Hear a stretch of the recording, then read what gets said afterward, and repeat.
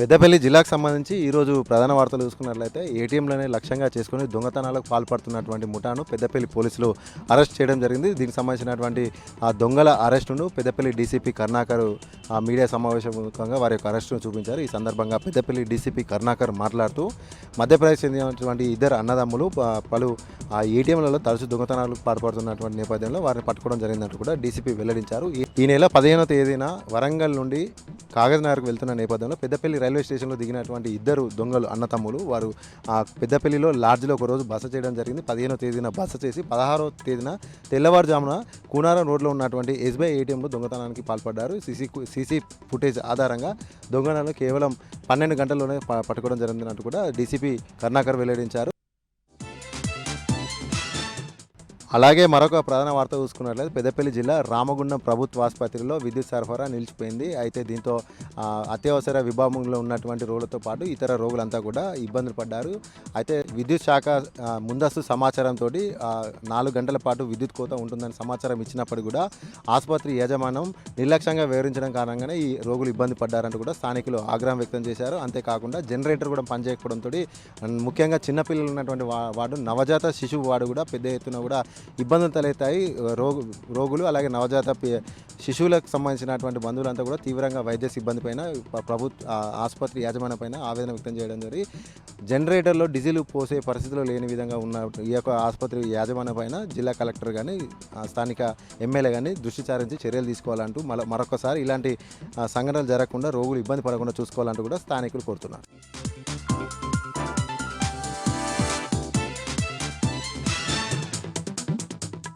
ఇక ఈరోజు నాగర్ కర్నూలు జిల్లా ప్రధాన వార్తలు చూసినట్టయితే ఈరోజు నాగర్ కర్నూలు జిల్లా కేంద్రానికి భూభారతి చట్టాన్ని అవగాహన సదస్సుకు ముఖ్య అతిథిగా పొంగులేటి శ్రీనివాసరెడ్డి మంత్రి హాజరవుతున్న నేపథ్యంలో హెలికాప్టర్ ద్వారా కలెక్టరేట్కు చేరుతున్న సందర్భంలో ఒక్కసారిగా అక్కడ అగ్ని ప్రమాదం చోటు చేసుకుంది.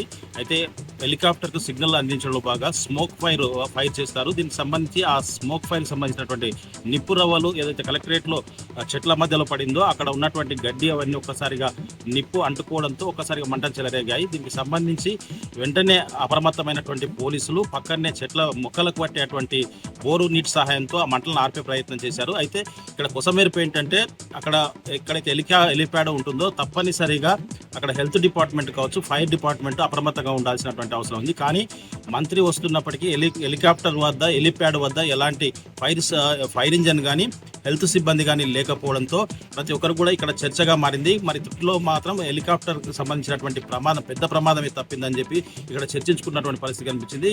ఈ హెలికాప్టర్లో మంత్రి పొంగులేటితో పాటు ఎంపీ మల్లు రవి, సంపత్ కుమార్తో పాటు పలువురు దీంట్లో వచ్చినటువంటి పరిస్థితి. ఏదేమైనప్పటికీ పెద్ద ప్రమాదమే ఇక్కడ తప్పిందని చెప్పేసి కూడా పలువురు చర్చించుకున్నటువంటి పరిస్థితి కనిపించింది.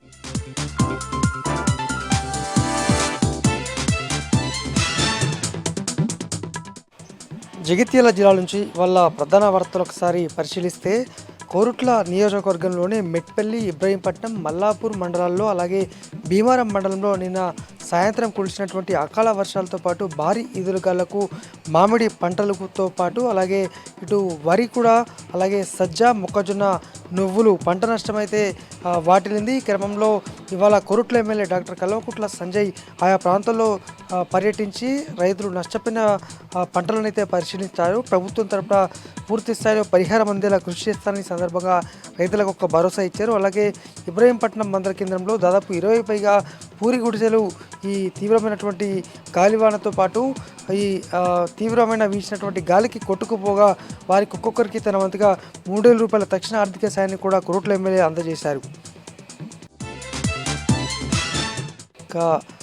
మరొక ప్రధానమైనటువంటి వార్త జగిత్యాల రూరల్ మండలం జాబ్తాపూర్ గ్రామంలో ఇవాళ జగిత్యాల ఎమ్మెల్యే డాక్టర్ సంజయ్ కుమార్ పర్యటించారు. ఈ క్రమంలో ఓ గౌడ కార్మికులకు సంబంధించి ఒక కార్యక్రమానికి హాజరైనటువంటి నేపథ్యంలో అక్కడ జాబితాపూర్ గ్రామానికి రావాల్సినటువంటి సొసైటీని ఇతర గ్రామానికి కేటాయించారంటూ ఎమ్మెల్యే సంజయ్ కుమార్ని అయితే స్థానికులు నిలదీశారు. దీంతో చేసేదేం లేక తానవంతుగా కృషి చేస్తారంటూ అక్కడి నుంచి వెళ్ళిపోవడం జరిగింది. అయితే ఆయన పర్యటన సందర్భంగా ఎక్కడికి వెళ్ళినా కూడా భారీ బందోబస్తుతోటే పర్యటన అయితే కానిచ్చడం చర్చనీయాంశంగా మారింది. మరి ఇప్పటికే కాంగ్రెస్ వైఫల్యాలను ప్రజలు ఎత్తి చూపుతున్న నేపథ్యంలో ఈ విధంగా అడ్డుకోవడం, ప్రశ్నించడం అనేది ఈ మధ్య జగిత్యాల జిల్లా కేంద్రంలో పరిపాటిగా మారింది.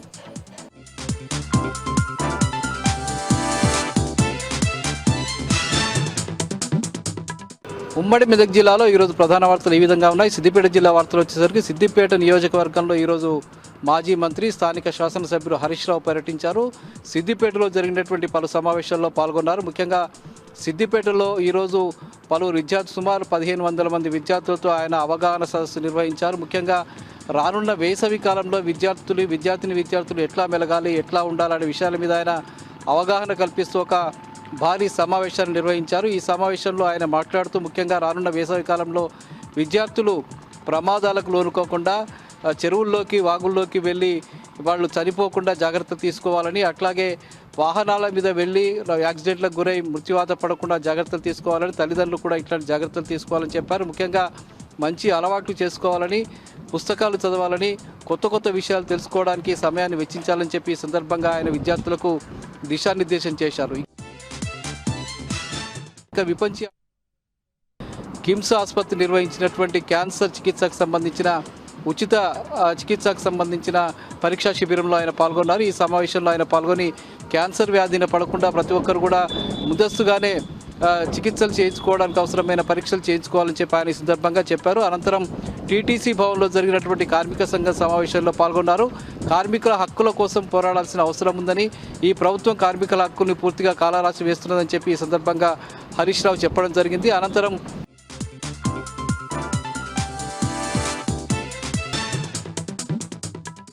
వరంగల్ జిల్లా ప్రధాన వార్తలను పరిశీలించినట్లయితే బీఆర్ఎస్ రజతోత్సవ మహాసభను పురస్కరించుకొని వర్ధనపేట నియోజకవర్గానికి సంబంధించి జీడబ్ల్యూఎంసీ పరిధిలోని 43, 44, 45 డివిజన్లకు సంబంధించిన ముఖ్య నాయకులు, కార్యకర్తలతో మాజీ మంత్రులు ఎర్రబెల్లి దయాకర్ రావు, జగదీష్ రెడ్డి ఏదైతే సన్నాహక సమావేశం నిర్వహించారో ఈ కార్యక్రమంలో మాజీ ఎంపీ వినోద్ కుమార్, మాజీ ఎమ్మెల్యే గాదరి కిషోర్ కూడా పాల్గొన్న సందర్భం కనిపిస్తూ ఉంది. తెలంగాణ రాష్ట్రానికి కేసీఆర్ఏ శ్రీరామ రక్ష అని 25 ఏళ్ల బీఆర్ఎస్ రజతోత్సవ మహాసభను విజయవంతం చేయాలని సందర్భంగా నాయకులు పిలుపునిచ్చారు.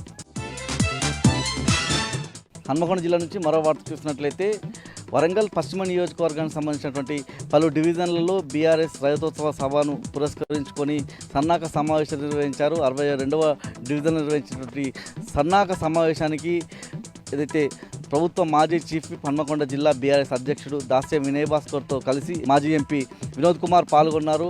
ప్రధానంగా ఆనాడు తెలంగాణ రాష్ట్ర సాధన కోసం కేసీఆర్ ఒక్కరిగా బయలుదేరి రాష్ట్రాన్ని సాధించి రాష్ట్రాన్ని ప్రగతి పదంలో నడిపించారని వినోద్ కుమార్ వ్యాఖ్యానించారు. దాంతోపాటు ఆనాడు తెలంగాణ రాష్ట్రం వివక్షగా కొనసాగితే కేసీఆర్ పాలనలో పూర్తిగా వికాసంగా మారిందని ప్రభుత్వం మాజీ చీఫ్ విప్ దాస్య వినయ్ భాస్కర్ కొనియాడారు. మహబూబాబాద్ జిల్లా నుంచి మరో వార్త చూసినట్లయితే కొత్తగూడ మండల కేంద్రంలో బీఆర్ఎస్ రజతోత్సవ మహాసభను పురస్కరించుకొని ముఖ్య నాయకులు, కార్యకర్తలతో సన్నాహక సమావేశం జరిగింది. ఈ కార్యక్రమానికి ములుగు జెడ్పీ మాజీ చైర్పర్సన్ బడే నాగజ్యోతి హాజరై 20న జరిగేటువంటి బీఆర్ఎస్ రజతోత్సవ సభకు పెద్ద సంఖ్యలో హాజరై విజయవంతం చేయాలని ఈ సందర్భంగా ఆమె పిలుపునిచ్చారు.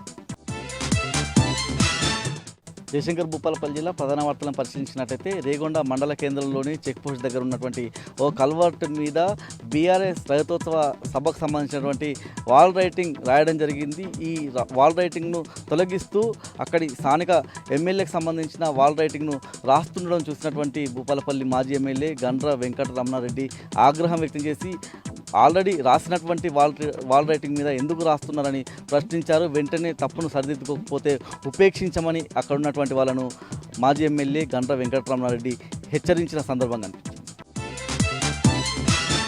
జయశంకర్ భూపాలపల్లి జిల్లా నుంచి మరో వార్త చూసినట్లయితే గోరికొత్తపల్లి మండలానికి సంబంధించి బీఆర్ఎస్ రజతోత్సవ సభను పురస్కరించుకొని పలు గ్రామాల్లో సన్నాహక సమావేశాలు నిర్వహించారు. ఈ కార్యక్రమాలకు మాజీ ఎమ్మెల్యే గండ్ర వెంకటరమణారెడ్డి పాల్గొన్నారు. ఈ సందర్భంగా ఆయన మాట్లాడుతూ తెలంగాణ రాష్ట్ర కోసం పుట్టినటువంటి పార్టీ బీఆర్ఎస్ అని ఈ సందర్భంగా ఆయన కొనియాడారు. కాంగ్రెస్ చేతిలో ప్రజలంతా మోసపోయారని చెప్పి ఆయన విమర్శించిన సందర్భంగా అనిపించింది.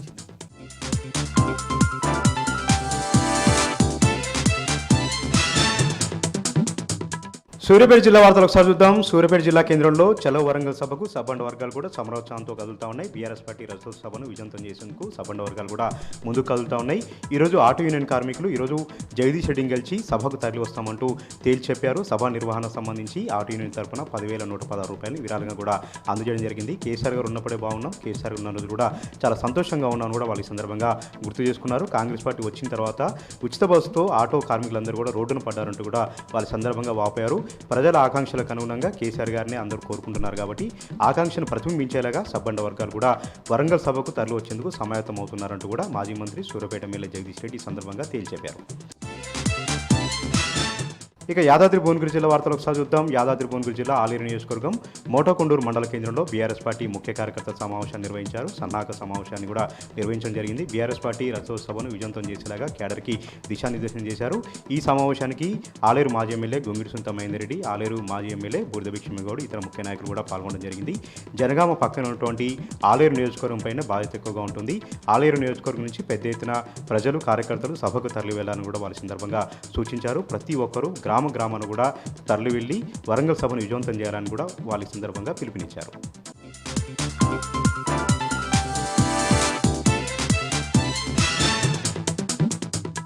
ఇక మరో వార్త విషయానికి వస్తే జిల్లాలో పర్యటిస్తున్న మంత్రి సీతక్కను కుచ్లాపూర్ గ్రామస్తులు అడ్డుకున్నారు.